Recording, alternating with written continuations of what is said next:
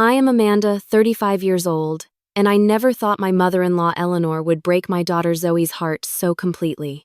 When Eleanor moved into our Portland home 2 years ago, I tried to welcome her with open arms despite her subtle jabs.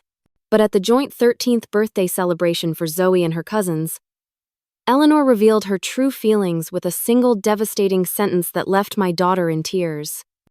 A sentence that finally pushed me to make the hardest decision for our family's well-being.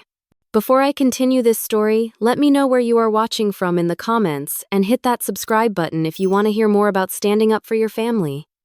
My husband James and I have been married for 15 years. We met in college, fell in love quickly, and built our life together in Portland, Oregon. James is 37, a dedicated high school science teacher who spends extra hours helping students who struggle with difficult concepts. He is patient, kind, and usually the peacemaker in any conflict. Our daughter Zoe is 13, a creative soul who loses herself in sketchbooks and writes stories that make me tear up with pride. Her teachers consistently praise her imagination and artistic talents. Zoe has always been sensitive, taking criticism to heart, but she also possesses a quiet strength that reminds me of myself at her age. James grew up as an only child until his father remarried when James was 12.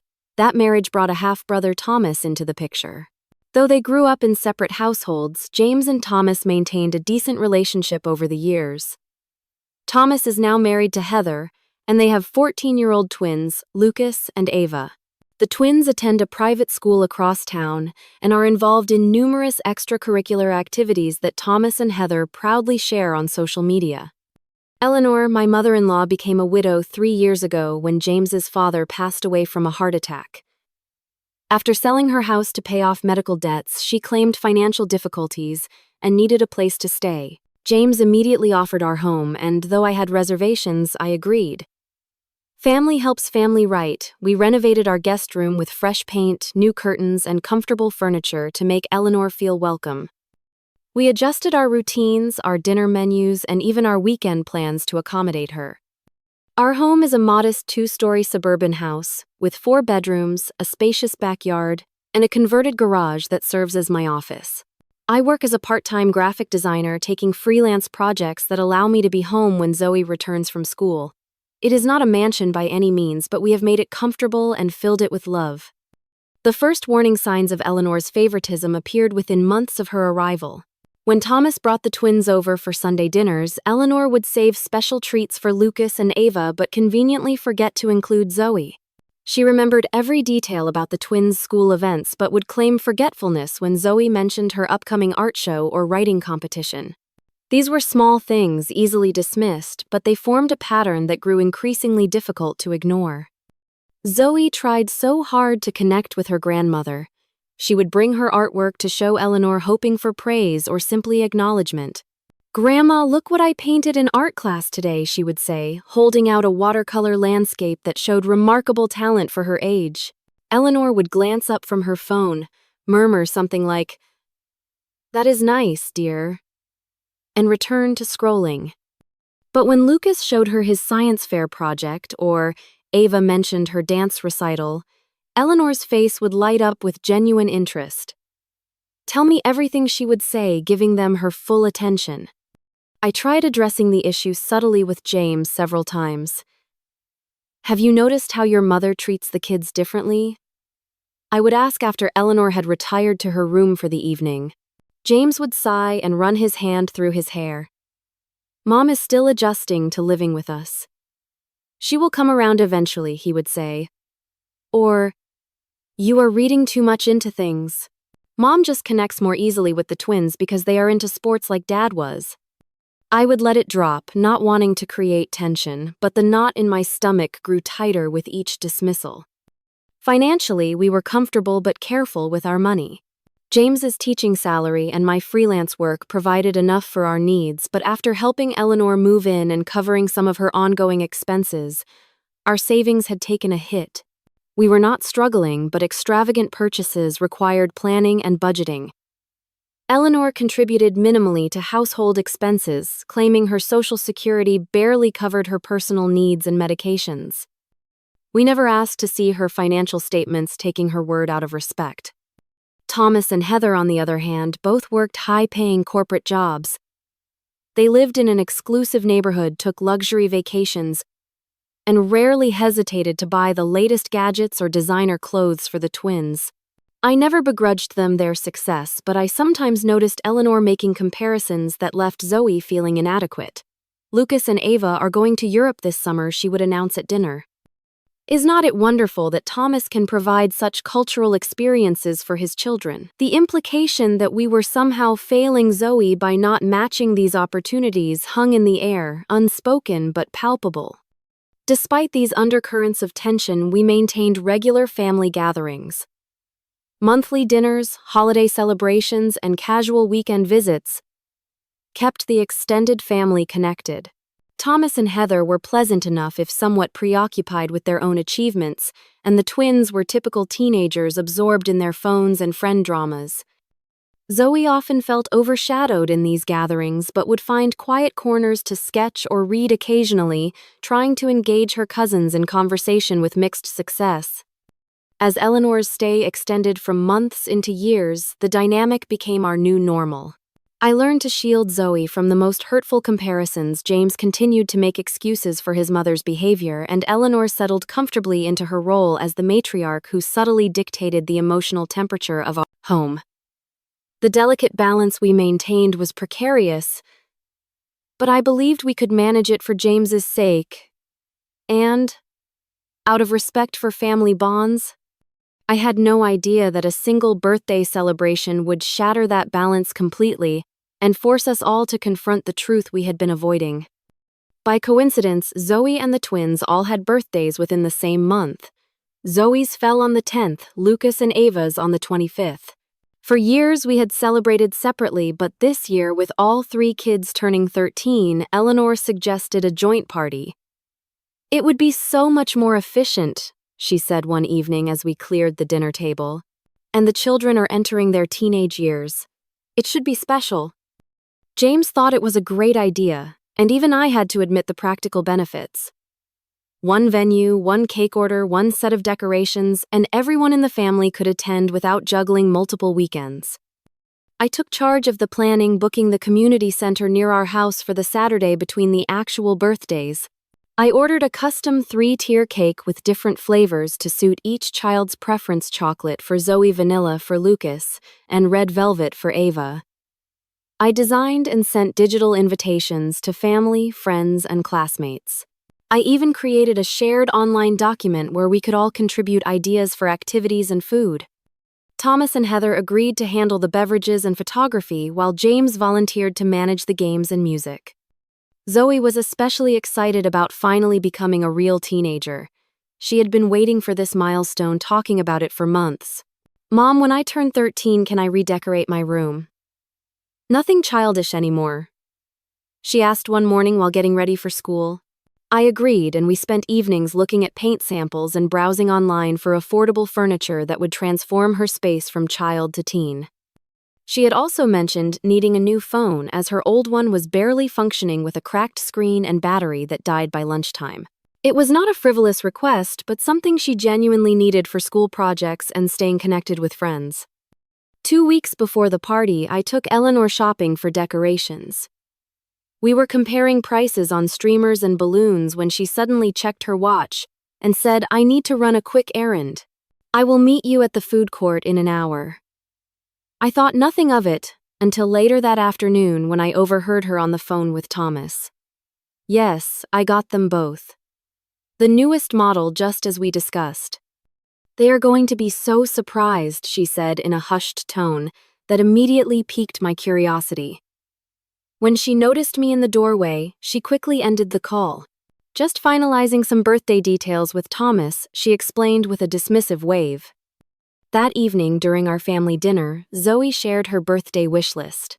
"I would really love some new art supplies, especially those professional colored pencils we saw at the art store. And maybe some books. And..." She hesitated before adding, "I know it is expensive, but my phone is really dying. Even a basic new one would be amazing." She looked hopefully around the table, especially at her grandmother. Eleanor barely glanced up from her plate. Art supplies. How nice, she said flatly. But minutes later, when James mentioned the twins' upcoming birthday, she perked up immediately. What are Lucas and Ava hoping for this year? Are they still into those video games? Or perhaps something more grown up now that they are turning 13? The enthusiasm in her voice was unmistakable, and I saw Zoe's face fall slightly. Before she masked her disappointment, James had been working extra summer school sessions specifically to afford good gifts for Zoe. I want to get her that phone, he told me late one night after Zoe had gone to bed. She deserves it, and she really needs it for school. I agreed, though I worried about the expense. We had been setting aside a little each month, and with the extra summer school money we could manage it, though it would be a stretch. Around this time, I had coffee with my friend Rachel, who listened patiently as I vented about the situation with Eleanor. It is like she does not see Zoe at all, I confided. Or worse, she sees her but has decided she is somehow less worthy of attention than the twins. Rachel, who had gone through similar issues with her own in-laws, suggested I start documenting the behavior. Not to create drama, she clarified, but to have concrete examples when you talk to James. Sometimes people do not see patterns until you lay them out clearly. The weekend before the party, Zoe and I spent a morning baking cookies for her class. As we mixed ingredients, she confided in me. Do you think Grandma will like the thank you card I made her? I spent extra time on the details. The hopeful look in her eyes broke my heart. Despite years of subtle rejection, she was still trying to win Eleanor's approval. It is beautiful, honey. Anyone would be lucky to receive such a thoughtful card, I said, carefully avoiding a direct promise about Eleanor's reaction. Meanwhile, Eleanor had become increasingly secretive, receiving packages that she quickly spirited away to her room. When questioned, she would say they were personal items or just some things Thomas asked me to keep for him. She began taking private phone calls in her room or outside on the porch, always ending them abruptly if anyone approached. Her behavior struck me as odd, but with the party planning consuming most of my attention, I did not press the issue. At dinner the night before the party, Eleanor dominated the conversation with stories about the twins. Lucas made the varsity soccer team as a freshman. Can you believe it? And Ava's dance instructor says she could try out for that prestigious summer program in New York. On and on she went, barely acknowledging Zoe's quiet mention of her own recent achievement being selected to display artwork in the school lobby. I noticed Zoe pushing food around her plate, her appetite diminished, but when I caught her eye, she forced a smile. I wanted to redirect the conversation to create space for Zoe to share her news, but Eleanor steamrolled every attempt. The day before the party was a flurry of activity. James and I took the afternoon off to decorate the community center. Zoe came straight from school to help carefully arranging the photo display I had created, showing all 3 children growing up through the years. Eleanor arrived late, carrying several shopping bags that she deposited in a back room without explanation. Just some last-minute surprises, she said when I inquired. Thomas and Heather dropped by briefly to check the setup, the twins trailing behind them, eyes glued to their phones, except when Eleanor called them over for hugs and exclamations over how tall they had grown. As we drove home that evening, exhausted but satisfied with our preparations, Zoe gazed out the window with a dreamy expression. Tomorrow is going to be the best day ever, she said, with such innocent expectation that I reached over and squeezed her hand. If only I had known what Eleanor had planned, perhaps I could have prepared Zoe or prevented the heartbreak that was coming. But in that moment, I shared my daughter's optimism and looked forward to celebrating this milestone with family and friends who loved her. The morning of the party dawned bright and clear, a perfect September Saturday. Zoe was up early, too excited to sleep. She had carefully selected her outfit the night before, a new teal dress that brought out the blue in her eyes, silver Converse sneakers, and the silver heart necklace James and I had given her on her actual birthday earlier that week. She spent extra time on her hair, trying a new braided style she had learned from a video tutorial. "How do I look, Mom?" she asked, twirling in front of me. "Absolutely beautiful," I answered truthfully. Every bit the teenager now. We arrived at the community center an hour before guests were due to arrive. James immediately began setting up the sound system, while Zoe and I put final touches on the decorations. We had transformed the plain room into a festive space with blue, purple, and silver balloons, twinkling fairy lights, and 3 large poster boards displaying photos of each birthday child. A long table held wrapped presents from our immediate family waiting for the gift opening ceremony later. Thomas and Heather arrived with the twins precisely at 2 o'clock. Lucas and Ava were dressed in coordinating outfits that I suspected cost more than our entire party budget. Eleanor fussed over them, immediately straightening Lucas's collar and complimenting Ava's designer shoes. Zoe approached with a shy smile, clearly hoping for similar attention, but Eleanor merely nodded in her direction before turning back to the twins. I saw the hurt flash across Zoe's face before she composed herself and went to greet her cousins. Soon, the community center was filled with the sounds of teenage laughter and conversation. We had invited classmates of all 3 children, neighbors, and extended family members, totaling about 40 people. The activities James had planned were a hit: a photo booth with silly props, a karaoke station, and several game areas where teens gathered in shifting groups. Zoe flitted between friend clusters, her initial nervousness giving way to genuine enjoyment. I caught James's eye across the room and we shared a smile of relief. Despite the underlying tension with Eleanor, the party was going well. The food table offered a variety of teen-friendly options: mini sliders, a build-your-own nacho bar, fruit skewers, and an assortment of finger desserts in addition to the cake. Eleanor had insisted on bringing her famous deviled eggs, though I knew none of the kids would touch them. Sure enough, the eggs remained untouched while the other foods disappeared rapidly. At 4:30, it was time for the cake ceremony. The 3-tier creation was wheeled out, 13 candles on each level glowing warmly. The crowd gathered around, phones raised to capture the moment. Zoe, Lucas, and Ava stood side by side behind the cake, Zoe in the middle, since it was her actual birthday closest to the party date. "Make a wish," I encouraged as everyone finished singing. The 3 teens exchanged glances, took deep breaths, and blew out their candles in unison. Applause and cheers erupted as James began cutting and distributing cake slices. After cake came the moment many had been waiting for: opening presents. We had set up 3 chairs at the front of the room, and the teens took their seats as guests gathered around. They began with gifts from friends and extended family, taking turns opening packages containing books, gift cards, clothing, and trinkets. Zoe received a beautiful sketchbook from her best friend Lily, art supplies from several classmates, and books from our neighbors. She thanked each giver with genuine gratitude, her pile of unwrapped gifts growing steadily beside her. When most of the presents had been opened, Eleanor suddenly stood up and cleared her throat. "I have something special for the birthday children," she announced loudly, drawing all attention to herself. She disappeared into the back room and returned carrying 2 identically wrapped boxes with elaborate gold bows. The boxes were the perfect size for phones, and my stomach tightened with apprehension.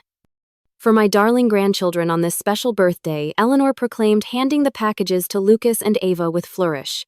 The twins tore into the wrapping paper eagerly, and identical gasps escaped them as they revealed brand new iPhone 16 Pro Max phones, the latest model that had been released just weeks earlier. These were not basic phones, but the top-tier version with the largest storage capacity, easily costing over $1,000 each. "Grandma, no way," Lucas exclaimed, jumping up to hug Eleanor. "This is amazing. Thank you so much," Ava squealed, also embracing her grandmother. Eleanor beamed with pleasure at their reaction, accepting their thanks with obvious pride. "Only the best for my grandchildren," she said loudly enough for everyone to hear. The room had grown quieter as people realized the extravagance of the gifts. All eyes turned to Zoe, who was sitting very still in her chair, hands folded in her lap. Her expression held confused expectation as she waited for her grandmother to produce a 3rd package. After all, there were 3 birthday celebrants. Grandma Zoe finally said, her voice small but carrying in the hushed room. "Did you get something for me too?" Eleanor turned to Zoe, and the look on her face made my blood run cold. It was not apologetic or embarrassed. It was dismissive, almost annoyed at being questioned. "That is all I have," she said flatly. I only got gifts for my real grandchildren." The silence that followed was absolute. 40 people collectively held their breath, unable to believe what they had just heard. Zoe's face crumpled in confusion. "What do you mean?" she asked, her voice trembling. Eleanor shrugged the gesture, casual and cruel. "You are not really part of the family, dear. Not by blood, anyway." It took me a moment to process her words. Not by blood, the implication hit me like a physical blow. Eleanor was referring to the fact that Zoe was adopted, something we had never hidden but also never treated as making her any less our daughter. We had adopted her as an infant after years of fertility struggles, and she had been our beloved child from the moment she was placed in our arms. The fact that Eleanor would use this to exclude Zoe was beyond comprehension. Tears welled in Zoe's eyes and spilled down her cheeks. She stood up so quickly her chair tipped over backward, the crash startling in the stunned silence. Then she ran from the room, shoulders shaking with sobs. I immediately followed, pausing only long enough to shoot Eleanor a look that promised this was far from over. I found Zoe in the women's bathroom, huddled in the corner, knees drawn to her chest. Her carefully applied makeup was streaked with tears, her earlier joy completely extinguished. "Oh, sweetheart," I said, kneeling beside her and pulling her into my arms. She collapsed against me, her body heaving with sobs. "Why does she hate me, Mom?" she choked out between breaths. "What did I ever do to her?" "Nothing, baby." "You did nothing wrong," I assured her, stroking her hair. "Grandma is the one with the problem, not you. You are our daughter in every way that matters." After several minutes of holding her while she cried, I helped Zoe clean her face and fix her hair. "We can leave right now if you want," I offered, "or we can go back out there and show Grandma that her words cannot hurt you." It was unfair to ask a 13-year-old to be so strong, but I wanted to give her the choice. Zoe took a deep, shuddering breath. "I want to go home," she whispered, "but I should say goodbye to my friends first." When we returned to the main room, the atmosphere had completely changed. James was standing toe-to-toe with his mother, his face flushed with anger. I had rarely seen my husband truly angry, but there was no mistaking his fury now. "How could you say that to her?" he was demanding. "How could you be so cruel to a child, any child, let alone my daughter?" Eleanor stood with arms crossed, unrepentant. "I simply spoke the truth, James. The girl is adopted. She is not a blood relative. Lucas and Ava are my actual grandchildren." Thomas and Heather hovered nearby, clearly uncomfortable. The twins were showing off their new phones to friends, either oblivious to or intentionally ignoring the drama unfolding. Most of the other guests were gathering their belongings, eager to escape the tension. The party was effectively over. I guided Zoe around the edge of the room, helping her collect her gifts and say quick goodbyes to her closest friends. Lily, bless her heart, gave Zoe a fierce hug and whispered something that made Zoe give a watery smile. Other friends expressed support through touches on the arm or sympathetic glances. The drive home was filled with tense silence. Eleanor had come with us to the party, but Thomas offered to drive her back to our house later, clearly wanting to remove her from the immediate situation. James white-knuckled the steering wheel the entire way, occasionally glancing in the rearview mirror at Zoe, who stared out the window, emotionally exhausted. As we pulled into our driveway, I reached over and placed my hand on James's arm.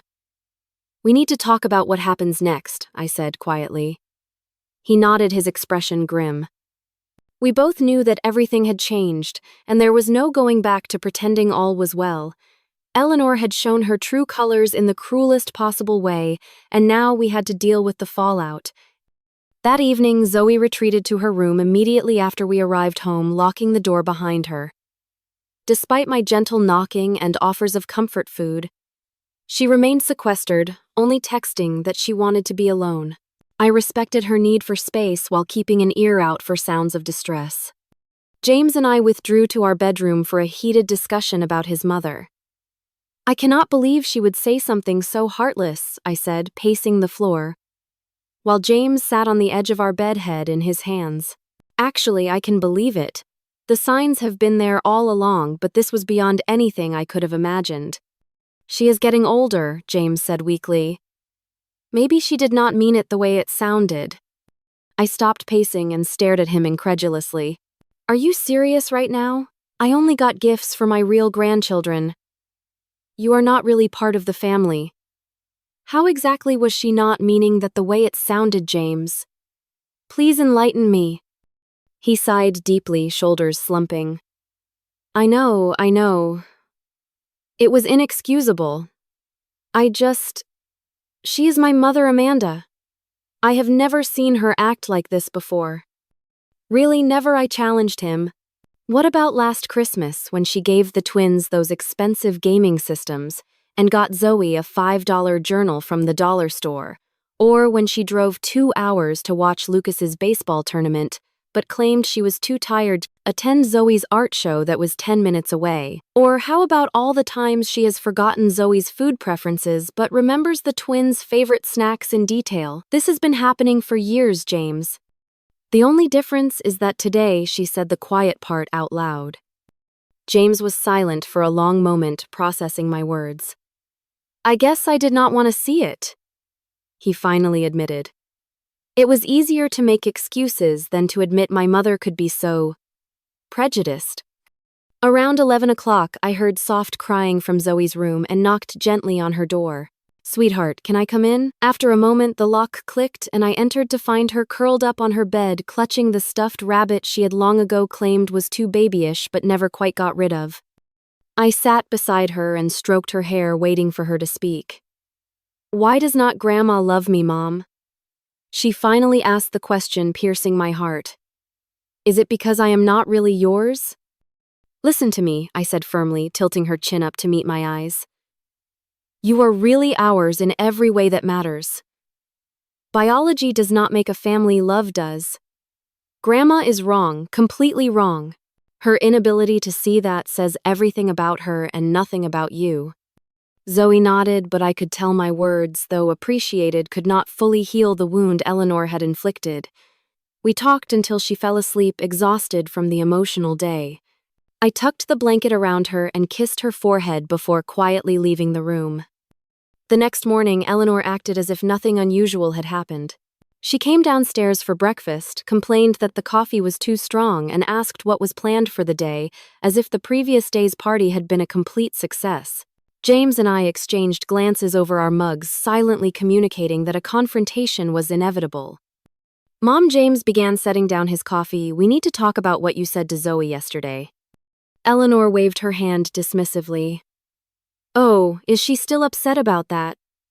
Children are so sensitive these days. In my time, we learned to toughen up. You told my daughter she was not part of the family, James said, his voice low but intense. You deliberately excluded her while lavishing expensive gifts on her cousins. How exactly should she have toughened up about that? Eleanor sighed dramatically. I am sorry if feelings were hurt. That was not my intention. But facts are facts, James. The girl is adopted. Lucas and Ava are my blood relatives. Her name is Zoe, I interjected, unable to contain myself. Not the girl. Zoe. And she has been our daughter since she was 3 days old. Eleanor pursed her lips but said nothing further, and the conversation ended in a stalemate when Zoe came downstairs, eyes puffy from crying. Eleanor barely acknowledged her, busying herself with the newspaper, while Zoe silently ate a small bowl of cereal. Later that day, while doing laundry, I found a receipt in the pocket of Eleanor's slacks. It was from an electronics store showing the purchase of 2 iPhone 16 Pro Max phones, totaling over $2,500. The date on the receipt was 2 weeks earlier, confirming that this had been a premeditated decision, not a last-minute impulse. The discovery hit me like a punch to the gut. Eleanor had planned to exclude Zoe all along, to publicly humiliate my child on her birthday. Even more disturbing was the realization that Eleanor clearly had substantial savings, despite claiming financial hardship as the reason for moving in with us. $2,500 for phones was not a small expense for someone supposedly struggling to make ends meet. How many other lies had she told us? Over the next few days, Zoe withdrew from family activities. She took meals in her room, claiming homework needs, and avoided the living room when Eleanor was present. She stopped sharing her artwork and fell silent during dinner on the rare occasions she joined us at the table. The vibrant, creative child who filled our home with stories and laughter had retreated into herself. On Wednesday, I received a call from Zoe's school counselor. "Mrs. Walker, I wanted to touch base about Zoe. She has been unusually quiet in class, and her English teacher mentioned she has not been turning in assignments, which is very unlike her. Did something happen that we should be aware of?" The call confirmed what I already knew. The damage Eleanor had inflicted went beyond hurt feelings. It was affecting Zoe's academics, her social interactions, her entire sense of self. My anger, which had been simmering just below the surface, began to boil. That evening, I confronted Eleanor directly about the receipt.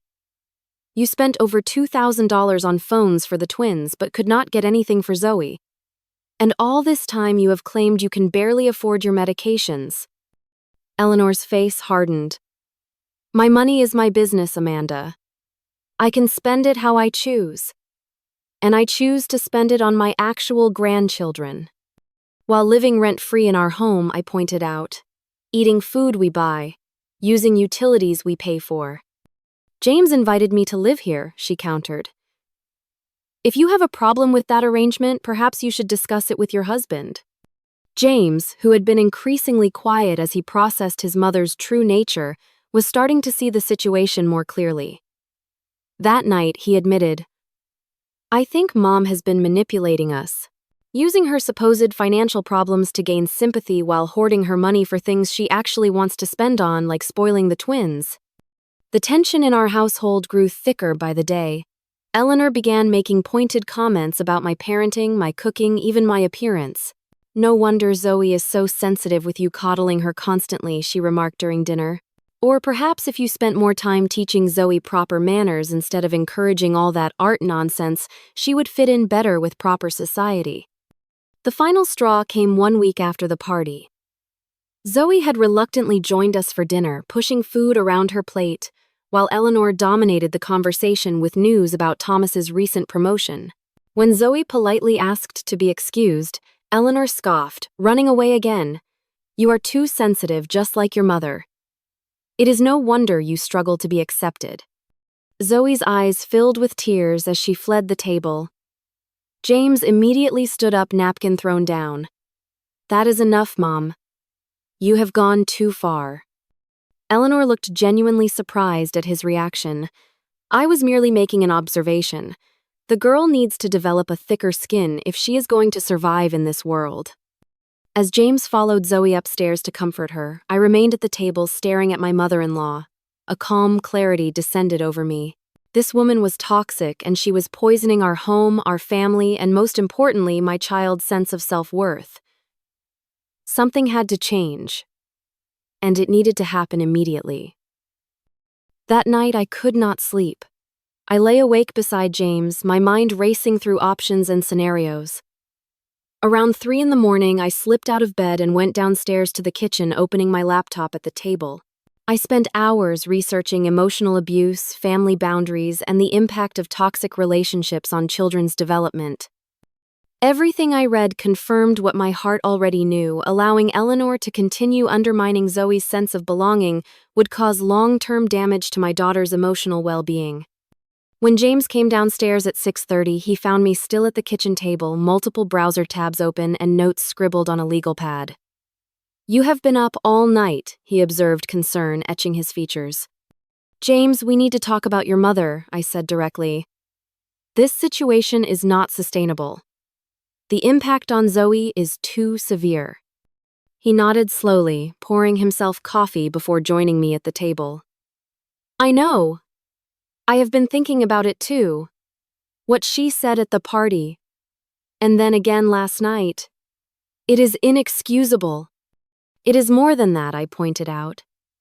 "This is a pattern of behavior that has been escalating for years.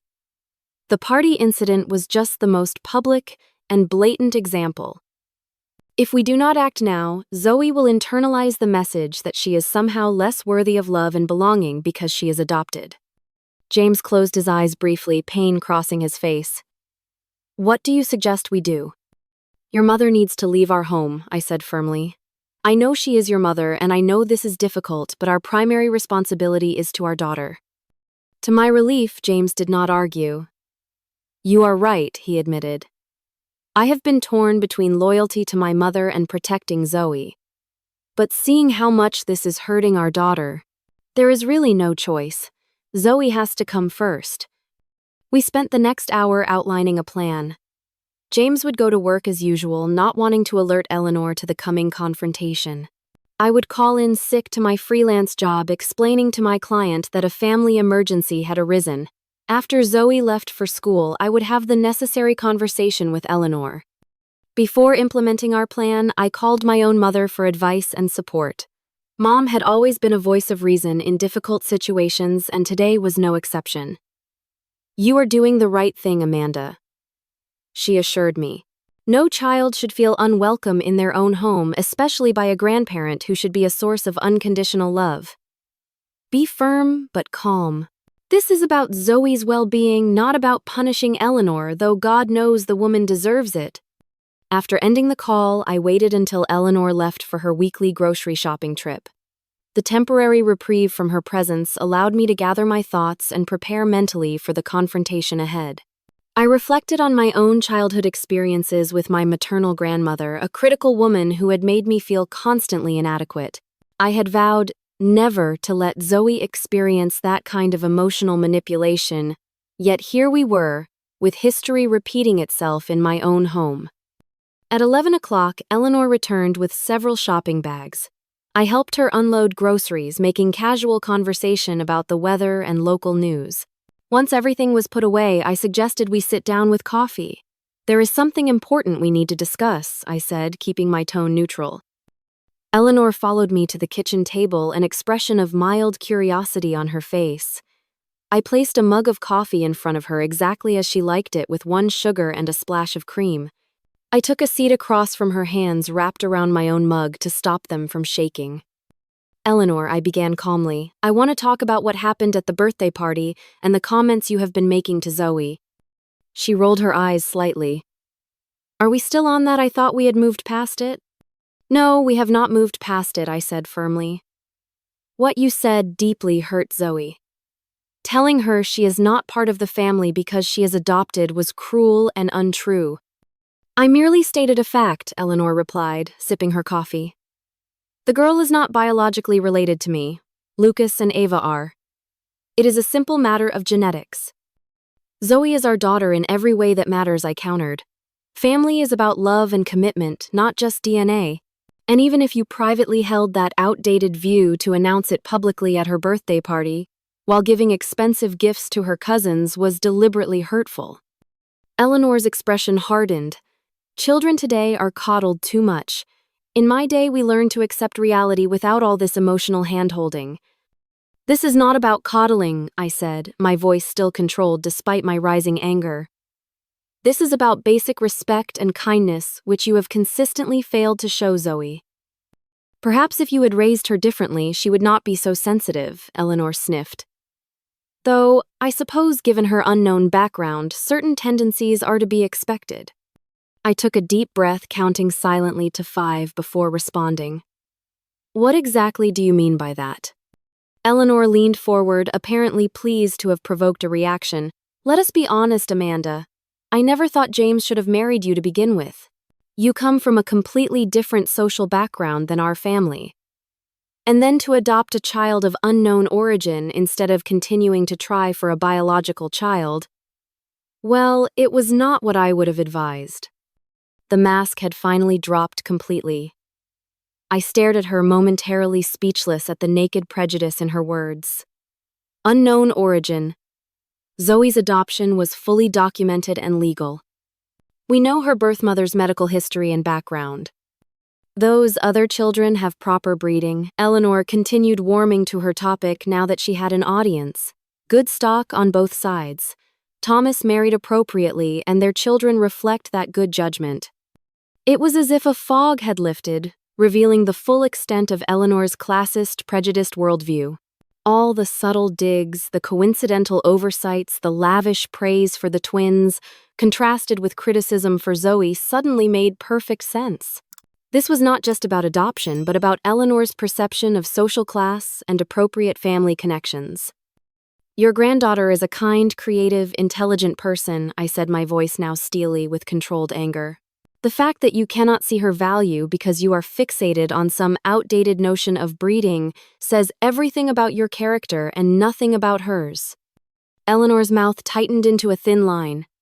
"I see James has failed to teach you proper respect for your elders. But then, given your background, perhaps that is to be expected." "My background," I repeated. "You mean my father being a firefighter and my mother a nurse? The people who taught me that character matters more than social status, who raised me to judge people by their actions, not their pedigree." "Precisely," Eleanor sniffed. "Perfectly respectable, I am sure, but hardly the sort of family James was raised to associate with. And now you are raising Zoe with the same common values." I took a moment to gather myself, recognizing that Eleanor was trying to provoke an emotional outburst that would allow her to dismiss my concerns.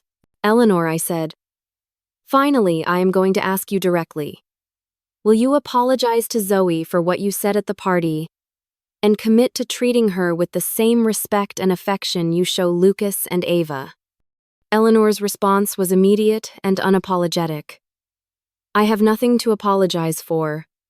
The truth may be uncomfortable, but that does not make it any less true. The girl is not my blood relative, and I am under no obligation to pretend otherwise."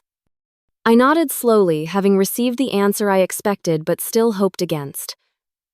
I took a deep breath, steeling myself for what came next.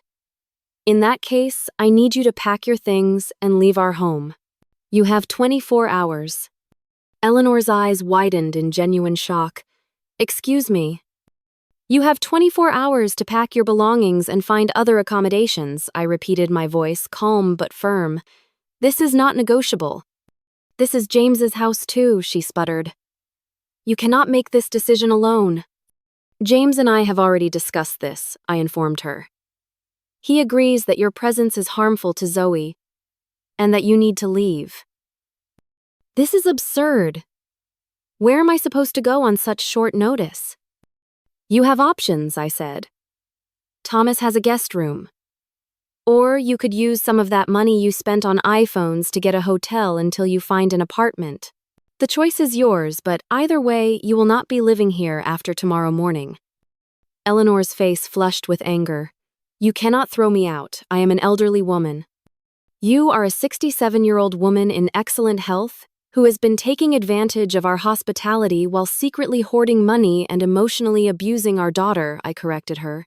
"And yes, I absolutely can ask you to leave my home under those circumstances." Eleanor stood up abruptly. "James will hear about this," she threatened, reaching for her phone. "Yes, he will," I agreed calmly. "In fact, he is expecting your call." Eleanor immediately called James at school, her voice carrying through the kitchen as she gave her version of events. "Your wife has lost her mind, threatening to throw me out on the street. After everything I have done for this family."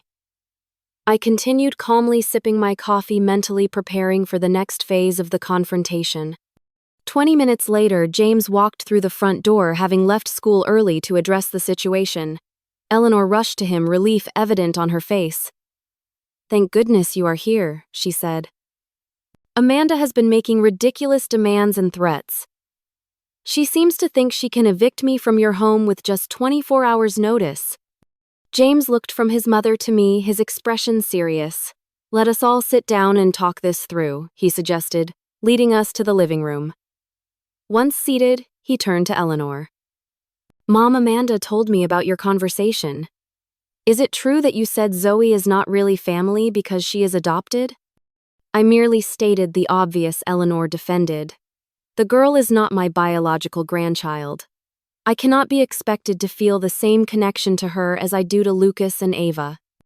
"And did you also say that Amanda comes from the wrong social background, and that Zoe has unknown origins and lacks proper breeding?" James continued, his voice hardening. Eleanor hesitated, perhaps realizing how her words sounded when repeated back to her.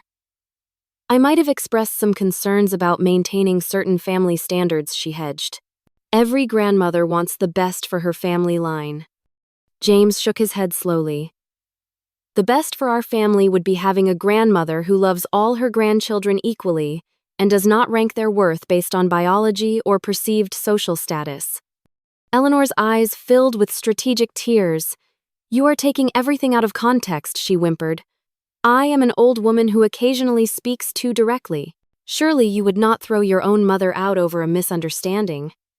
This is not a misunderstanding, James said firmly. This is a pattern of behavior that has been hurting Zoe for years. As her father, it is my job to protect her, even if that means making difficult decisions about family relationships. Seeing that her manipulation was not working on James, Eleanor switched tactics and called Thomas, presenting herself as the victim of an unreasonable daughter-in-law. Within an hour, Thomas and Heather had arrived to mediate the situation, and our living room became the setting for a tense family summit. Let me get this straight, Thomas said after hearing both sides. You are kicking Mom out because she bought phones for my kids, but not for Zoe. No, I clarified.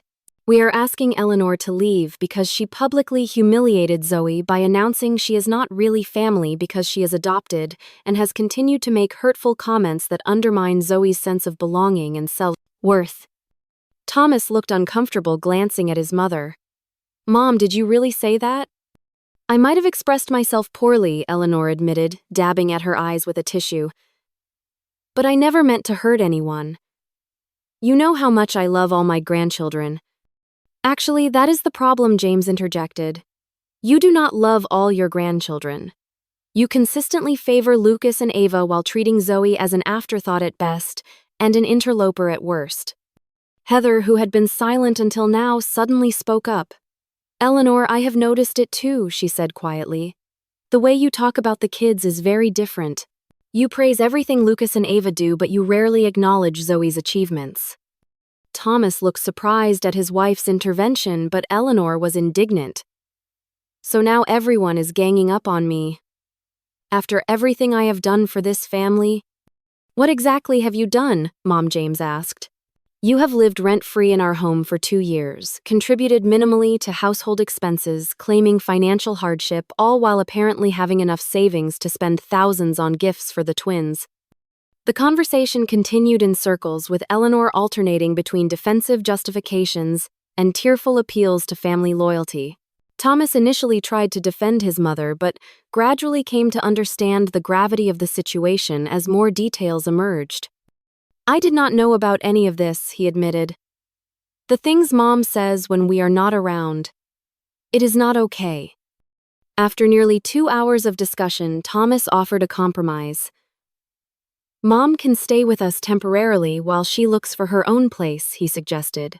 Our guest room is available, and it would give everyone some space to cool down. Eleanor latched onto this option immediately.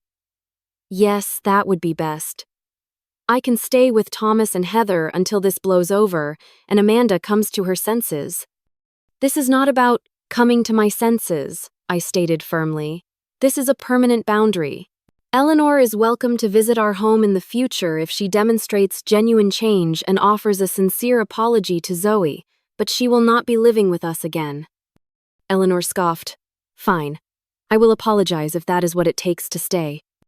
No, James said, surprising everyone with his firmness. A forced apology under duress is meaningless.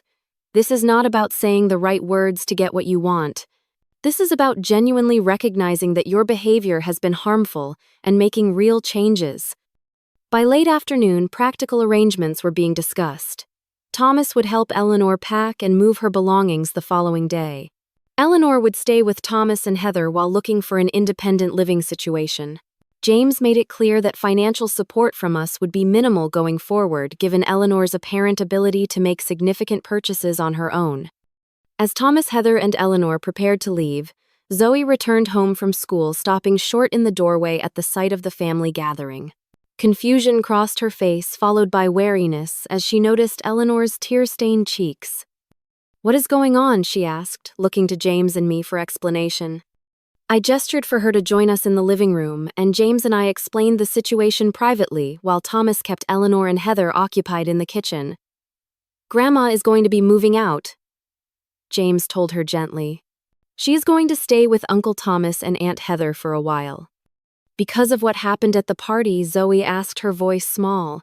"Because of me?" "No, sweetheart," I said firmly. "Not because of you. Because of Grandma's choices and behavior. Adults are responsible for their own actions and the consequences that follow." Zoe processed this information silently, emotions playing across her face. "Is she mad at me?" "Grandma is upset about the situation," James explained carefully. "But none of this is your fault. We want our home to be a place where everyone feels loved and respected, and unfortunately, Grandma has not been treating you with the respect you deserve." Later that evening, as Eleanor made a show of packing essential items for her night at Thomas's house, making as much noise as possible and sighing dramatically, I decided to take Zoe out for a while. "Let us go shopping for those art supplies you wanted," I suggested, wanting to shield her from Eleanor's theatrical display of victimhood.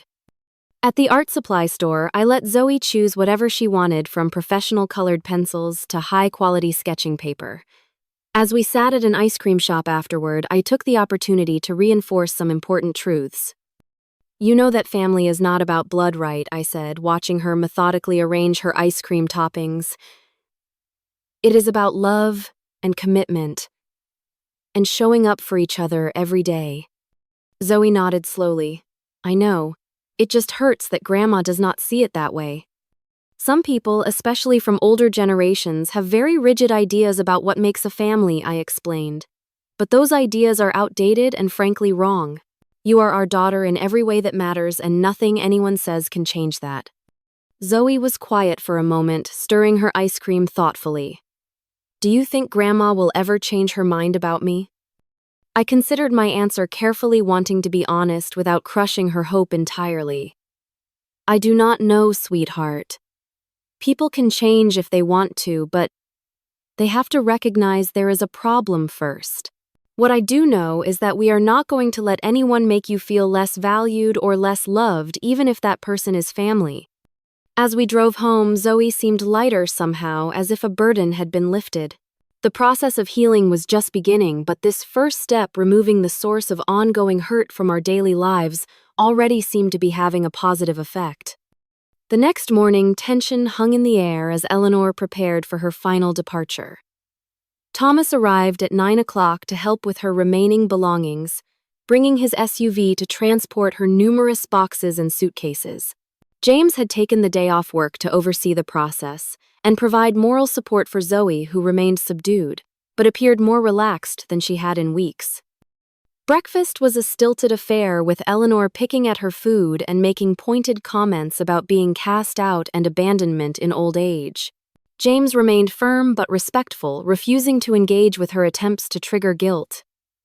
Zoe ate quickly and excused herself to get ready for school, clearly wanting to avoid a difficult goodbye.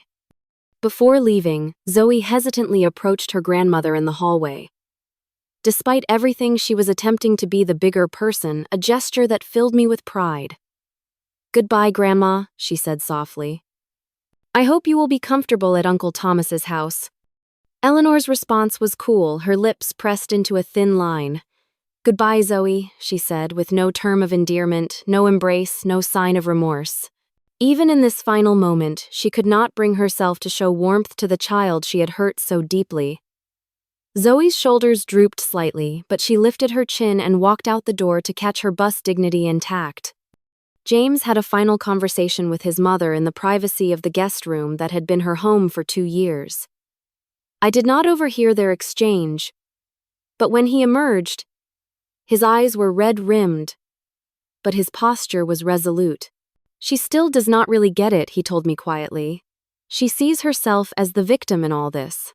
But I made it clear that our priority has to be Zoe, and that any future relationship depends on her ability to respect our daughter." At 11 o'clock, Thomas closed the trunk of his SUV on the last of Eleanor's possessions.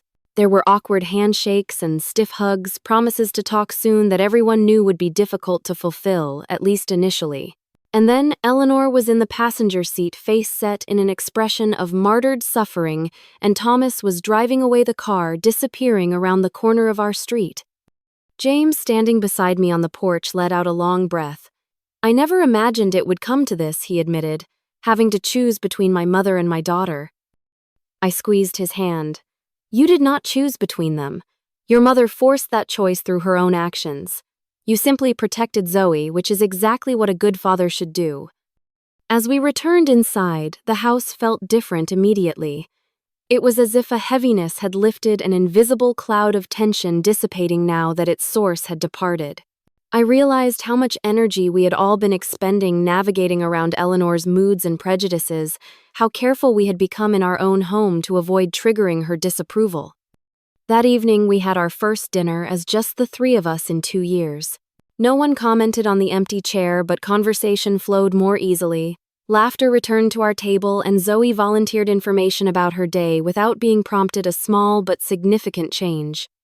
After dinner, James sat with Zoe on the couch, his arm around her shoulders. I owe you an apology, he said seriously. I should have recognized what was happening sooner. I should have protected you better. Zoe leaned against him. It is okay, Dad. Grandma is your mom. It is complicated. Being complicated does not excuse hurting someone you love, James replied. I want you to know that you are the most important person in the world to your mom and me. We chose you. We wanted you. And nothing, absolutely nothing, makes you any less our daughter than if you had grown in your mom's belly. That weekend, we made a point of doing something special together as a family. We drove to the coast, spent the day building sandcastles and collecting shells, and had dinner at a small seafood restaurant overlooking the ocean. It was nothing extravagant, but it was a deliberate investment in reconnecting, in rebuilding the sense of security and belonging that had been damaged. Over the following weeks, we learned that Eleanor had moved into Thomas and Heather's guest room, a situation that was already causing some strain. Thomas called James occasionally, sometimes to vent about their mother's difficult behavior, sometimes to report small improvements in her attitude. Heather had apparently had several frank conversations with Eleanor about her treatment of Zoe, which Eleanor received with varying degrees of defensiveness. For our part, we maintained limited contact with clear boundaries. James would speak to his mother on the phone once a week, keeping conversations brief and steering away from contentious topics.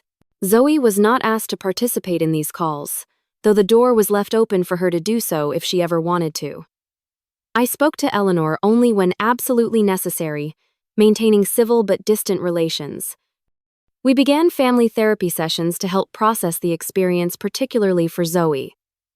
Our therapist, Dr. Martinez, helped us understand the dynamics that had allowed the situation to develop and provided tools for healing. What happened was a form of emotional abuse, she explained in one session. It is important to name it as such, not to demonize Eleanor, but to validate Zoe's experience and ensure it is addressed properly. Zoe's recovery was gradual but steady. The school counselor reported improvement in her engagement with classes and peers. She began sharing her artwork again, her creativity flowing more freely now that she was not constantly bracing for criticism or dismissal. Small signs of her returning confidence appeared, speaking up more at dinner, inviting friends over, suggesting family activities. About a month after Eleanor's departure, we repainted Zoe's room, transforming it from the pale yellow of her childhood to a cool teal that reflected her emerging teenage aesthetic. It was a symbolic, fresh start, a reclaiming of space, both physical and emotional. 6 months later, Zoe's art teacher selected her painting for the district-wide student exhibition. The piece, a striking watercolor depicting a young girl standing at a crossroads with paths stretching toward different horizons, showed remarkable technical skill and emotional depth for a 13-year-old. The artist's statement accompanying it read, "Sometimes we have to choose which path to take in life. The hardest choices often lead to the most beautiful destinations." Eleanor did not attend the exhibition, though Thomas, Heather, and the twins did, making an effort to support Zoe in a way they had not before.